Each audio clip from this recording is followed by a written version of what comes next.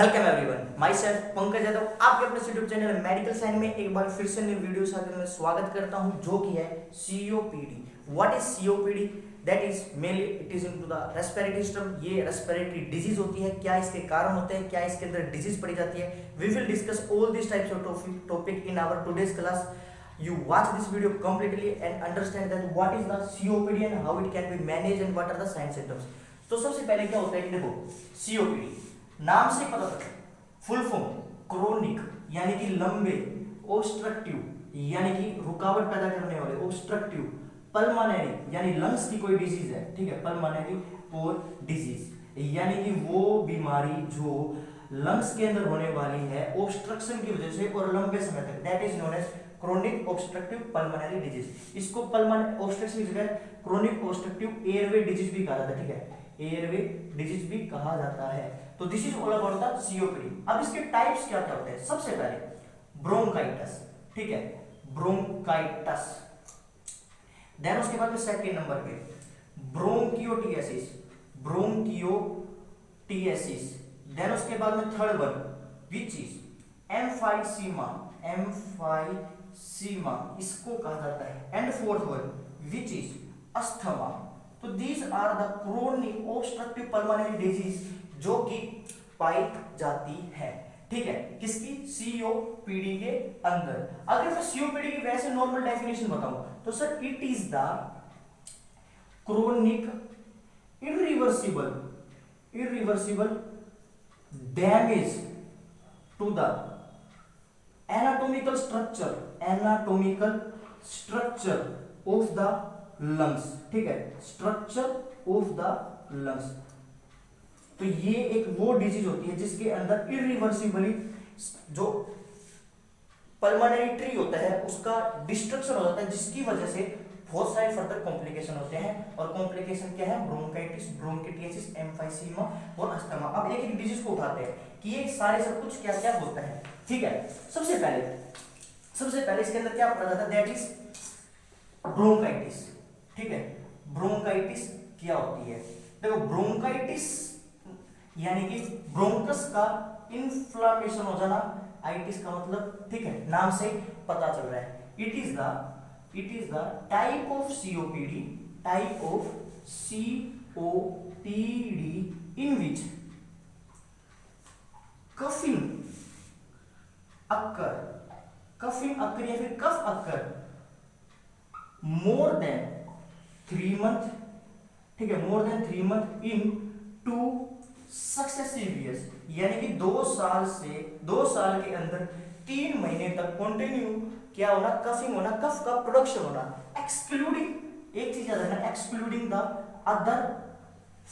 Other cause of coughing, यानी कि कोई भी और कारण की वजह से ना होके खाली ब्रोंकाइटिस, ब्रोंकस का इन्फेक्शन, इन्फ्लेमेशन हो जाता है, उस टाइम पे जो कारण की वजह से कफिंग होती है 3 महीने तक 2 साल के अंदर, नाम है उसका ब्रोंकाइटिस, ठीक है। कारण यानी किस कारण की वजह से होती है ये? देखो, कारण तो यानी कि मान के चलिए स्मोकिंग हो गया, या फिर स्मोकिंग के अलावा या फिर एनवायरमेंटल कोज हो गया जिसके अंदर बहुत ज्यादा डस्ट पोल्यूशन की वजह से रहता है। ये दोनों क्या करेंगे, ठीक है, ये सारे मेनली होते हैं जो रिस्क फैक्टर होते हैं, जो इसको मैक्सिमम स्मोकिंग वगैरह होता है, एनवायरमेंटल होता है, इंडस्ट्रीज वगैरह के अंदर पेशेंट रहता है, आदमी रहता है, उस टाइम पे चांसेस बढ़ जाते हैं। इसकी पैथोफिजियोलॉजी कैसी होती है? देखो, मान के चलिए कोई पेशेंट है स्मोकिंग का ऐसी कोई एनवायरमेंट के अंदर हो रहा, जिसकी वजह से ये जो एलर्जेंस पाए जाते हैं स्मोकिंग के अंदर, वो जाएंगे लंग्स के अंदर, एलर्जेंस इनटू द लंग्स, ठीक है, वो क्रोनिकली लंबे समय तक क्रोनिकली इरिटेट द किसको? इरिटेट द म्यूकोजा, म्यूकोजा को इरिटेट करेंगे जो उसके अंदर पाए जाने वाली होती है, इसके अंदर, लंग्स के अंदर। अब ऑब्वियस सी बात है, म्यूकोजा को इरिटेट करेंगे तो गोब्लेट सेल्स इरिटेट होंगे, तो उसकी वजह से क्या होगा? गोब्लेट सेल्स का काम यही होता है, किसका फॉर्मेशन करना? म्यूकस का फॉर्मेशन करना। गोब्लेट सेल्स इरिटेट होंगे, म्यूकस फॉर्मेशन होगा, यानी कि कफिंग होगी, कफ प्रोडक्शन होगा, म्यूकस फॉर्मेशन होगा, और जो सब म्यूकोजल लेयर होती है, ठीक है, उसका हाइपरट्रोफी, हाइपरप्लेजिया हो जाएगा, हाइपरट्रोफी एंड हाइपरप्लेजिया हो जाएगा, ठीक है, हाइपरप्लेजिया हो जाएगा, जिसकी वजह से क्या साइड सिम्टम्स हो गया, ठीक है, सबम्यूकोसल लेयर का हाइपरट्रोफी हाइपरप्लेजिया हो गया, जिसकी वजह से क्या होता है, हाइपरट्रोफी शेप और साइज वगैरह दोनों बढ़ जाएंगे, उसके साइज वगैरह और जो नंबर ऑफ द सेल्स है वो बढ़ जाएंगे, ठीक है, सबम्यूकोसल लेयर का, जिसकी वजह से, ठीक है, इसको मिटा देता हूं मैं। इसके बाद में जो डिजीज कंडीशन अराइज होती है, इसके बाद में ऊपर पड़ता है, ठीक है, क्या होता है इसके अंदर, देखो बहुत आसान सी डिजीज समझ, जरा सिंपल से देखो, इसके अंदर अगर ये सब कुछ हो जाएगा तो उसकी वजह से क्या हो जाएगा कि सर म्यूकस फॉर्मेशन बहुत एक्सेसिव हो जाएगा, ठीक है, म्यूकस फॉर्मेशन हो रहा है, अच्छा, उसकी वजह से क्या होगा सर, जो म्यूकोसिलरी मैकेनिज्म होता है, मैं आपको एक चीज समझाऊंगा, म्यूकोसिलरी मैकेनिज्म होता है, ठीक है, वो पैरालाइज हो जाएगा, ठीक है, पैरालाइज और पैरालिसिस हो जाएगा, then it will lead to the stasis, ठीक है, स्टेसिस होने लग जाएगा वहीं पे किसका, म्यूकस का, and prone to the secondary infection के अंदर से प्रोन हो जाएगा, ठीक है, और प्लस में कफिंग होगी। अब देखो मैंने आपको बताया था क्या कि अगर मान के चलिए, मैं आपको सिंपल देसी भाषा में समझाता हूं, अगर कोई इंसान सिगरेट पीता है या फिर कोई भी ऐसी स्मोकिंग करता है, उस टाइम पे क्या होता है कि उसकी जो स्मोकिंग के अंदर से पार्टिकल गए हैं वो प्यूरी जो रेस्पिरेटरी ट्री है उसके ऊपर आगे डिपॉजिट हो जाएगी, और वो जो पार्टिकल्स है कंटिन्यूअसली इरिटेट करेंगे, किस चीज को इरिटेट करेंगे, जो अंदर की जो लेयर होती है, गोबलेट सेल्स होते हैं, उसको इरिटेट करेंगे। अब जो वो इरिटेट करेंगे तो उससे जो म्यूकस सेल्स का फॉर्मेशन होगा, म्यूकस जो सीक्रेट होगा गोबलेट सेल्स से, अब वो गोबलेट सेल्स से सीक्रेशन होगा, प्लस में जो सबम्यूकोसल लेयर होती है वो लंबे समय तक उसका हाइपरट्रोफी हो जाएगा, हाइपरप्लेज हो जाएगा, यानी उसका नंबर ऑफ द सेल्स बढ़ जाएंगे और नंबर ऑफ द साइज बढ़ जाएगा, ठीक है, साइज बढ़ जाएगा किसके, सेल्स का, जिसकी वजह से क्या होगा कि जो म्यूकोसिलरी जो मैकेनिज्म होता है, यानी कि जो म्यूकस को बाहर निकालने का जो मैकेनिज्म होता है सिलरी, वो पैरालाइज हो जाएगा, वो काम नहीं कर पाएगा, तो वो सारा म्यूकस वहीं पर डिपॉजिट हो जाएगा, और वहीं पे, और म्यूकस का काम यही होता है कि जो इन्फेक्शन बैक्टीरिया वगैरह के जो जितना भी उसका डस्ट पार्टिकल्स होते हैं उसको बाहर निकालने का काम होता है, अब वो वहीं पे डिपॉजिट होता जाएगा, थोड़े दिन होगा, फिर और थोड़े दिन होगा, जिसकी वजह से सेकेंडरी इन्फेक्शन के चांसेस बढ़ जाएंगे और कंटीन्यूअसली कफिंग होगी। This is the pathophysiology of the bronchitis. अब पढ़ते हैं इसके साइन सिम्टम्स, वो इससे भी आसान है, नाम है इसका ब्रोंकाइटिस, और साइन सिम्टम है इसके, सबसे पहले क्या होगा कि वही बात है, डिज़निया होगा, क्योंकि भाई सांस लेने के अंदर प्रॉब्लम आएगी तो डिज़निया होगा,